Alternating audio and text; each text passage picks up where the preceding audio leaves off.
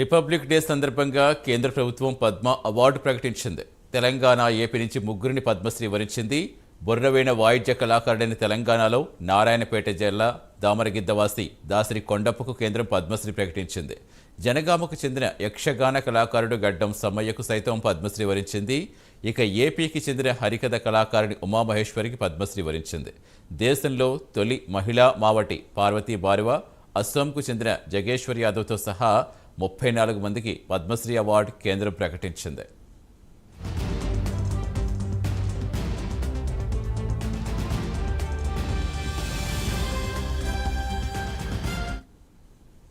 పూర్తి సమాచారం ఇచ్చేందుకు మా కరెస్పాండెంట్ నాగేంద్ర జరుగుతున్నారు. Nagendra, thank you Satish.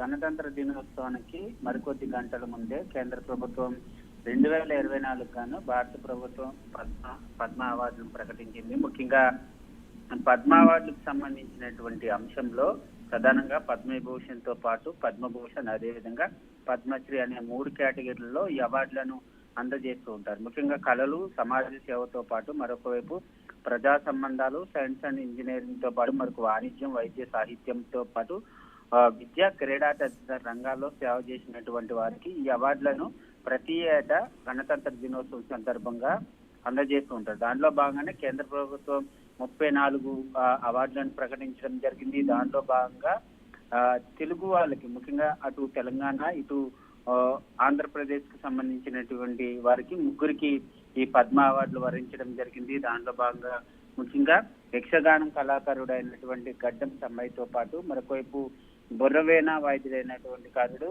దాసరి కొండప్ప, ఈ ఇద్దరు తెలంగాణ వారికి సంబంధించినటువంటి అంశంలో పద్మశ్రీ అవార్డులు రావడం జరిగింది.